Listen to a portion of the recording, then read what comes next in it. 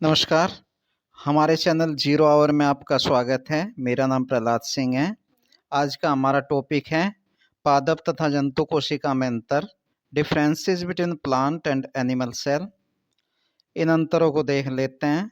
पादप कोशिका पेड़ पौधों में पाई जाती है और जंतु कोशिका जितने भी हैं उनमें पाई जाती है। इनमें बहुत सारी समानताएं होती हैं, लेकिन कुछ बहुत सारे महत्वपूर्ण अंतर भी होते हैं। इन अंतरों को हम देख लेते हैं। पादप कोशिका में सेल्यूलोज की बनी कोशिका भित्ति सेल वॉल पाई जाती है, जबकि जंतु कोशिका में कोशिका भित्ति नहीं होती है। इसे हम देख लेते हैं। ये हमारी प्लांट सेल है, पादप कोशिका। पादप कोशिका में सेल्यूलोज से बनी हुई कोशिका भित्ति है, ये सेल वॉल इसे बोलते हैं। और ये कोशिका भित्ति जंतु सेल में या एनिमल सेल में नहीं पाई जाती है। यहाँ हम देखते हैं कि यहाँ कोई भित्ति नहीं है, यहाँ सेल वॉल नहीं है, बल्कि यहाँ पर ये एक मेम्ब्रेन है, एक झिल्ली है, जिसे हम प्लाज्मा मेम्ब्रेन या कोशिका झिल्ली कहते हैं। और कोशिका झिल्ली दोनों प्लांट और एनिमल सेल दोनों में पाई जाती है। अगला अंतर हम देखते हैं। पादप कोशिका में केंद्रीय रिक्तिका यानी कि सेंट्रल वैक्यूल पाया जाता है, जबकि जंतु कोशिका में रिक्तिकाएं प्राय छोटी होती हैं या इनका अभाव होता है। तो जो कुछ खाली स्थान होते हैं कोशिका में, उसे रिक्तिका रिक्तिका कहते हैं, वैक्यूल, VACOULE। पादप कोशिका में ये बड़ा पाया जाता है, जबकि जंतु कोशिका में या तो इनका बिल्कुल अभाव होता है या ये बिल्कुल छोटी पाई जाती हैं।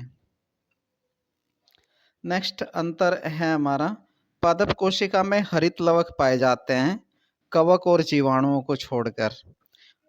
जंतु कोशिका में हरित लवक अनुपस्थित होते हैं, युगलिना को छोड़कर। ये अंतर का एक महत्वपूर्ण बिंदु है। पादप कोशिका में हरित हरित लवक होते हैं, क्लोरोप्लास्ट जिन्हें हम कहते हैं, ये पाए जाते हैं, लेकिन ये कवक और जीवाणुओं में नहीं पाए जाते हैं। और जंतु कोशिका में हरित लवक अनुपस्थित होते हैं, क्लोरोप्लास्ट अनुपस्थित होता है, युगलिना को छोड़कर। युगलिना एक ऐसा जंतु है जो पेड़ पौधों और जंतुओं के बीच की कड़ी माना जाता है, अतः इसमें हरित लवक उपस्थित भी होते हैं। लेकिन हरित लवक का एक महत्वपूर्ण कार्य हम देखते हैं। पहले हम इसकी संरचना देख लेते हैं। यहाँ पे हरित लवक पेड़ पौधों में ये हरित लवक है, क्लोरोप्लास्ट इसे बोलते हैं हम।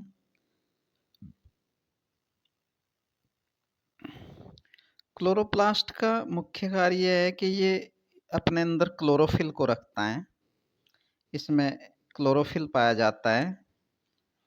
और क्लोरोफिल ही एक ऐसा पिगमेंट है जो प्रकाश की उपस्थिति में CO2 और जल लेकर प्रकाश संश्लेषण यानी कि फोटोसिंथेसिस की क्रिया संपन्न करता है। ये क्लोरोफिल और क्लोरोप्लास्ट एनिमल सेल में ये अब्सेंट रहते हैं। तो इसी आधार पर ये जो पादप कोशिका होती है वह स्वपोषी होती है। स्वपोषी का अर्थ यहाँ पर यह है कि प्लांट सेल या पादप कोशिका अपना भोजन बनाने में सक्षम होती है, जबकि एनिमल सेल परपोषी होती है, एटोट्रोपिक होती है। अर्थात ये अपना खाना ये भोजन खुद नहीं बना सकती, अर्थात ये प्रकाश संश्लेषण करने में सक्षम नहीं होती है। अगला पॉइंट हम देखते हैं।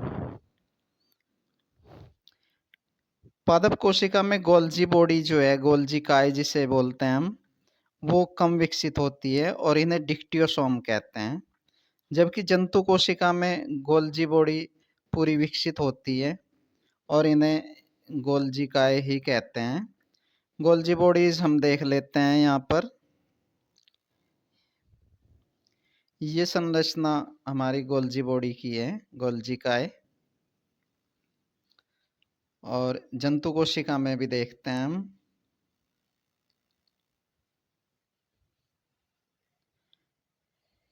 जंतु कोशिका में ये जो संरचना है ये गोल्जी बॉडी है, तो हम देखते हैं कि दोनों में पाई जाती हैं।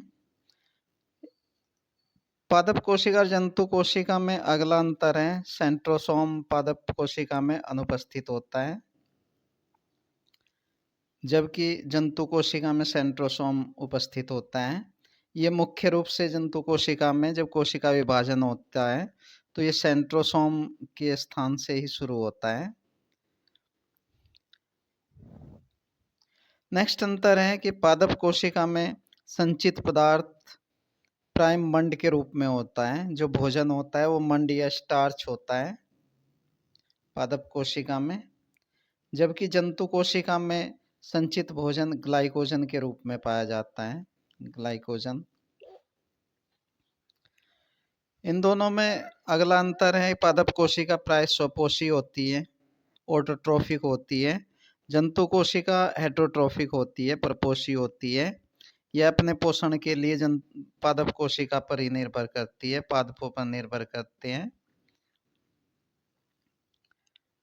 नेक्स्ट पॉइंट है, कोशा द्रव्य का विभाजन कोशापट्ट के द्वारा होता है। सेल प्लेट बनती है जब कोशिका विभाजन होता है पादप कोशिका में, लेकिन जंतु कोशिका में हम देखते हैं कि ये खांच बनती है, उससे कोशा द्रव्य का विभाजन होता है और कोशिकाएं दो भागों में बढ़ जाती है।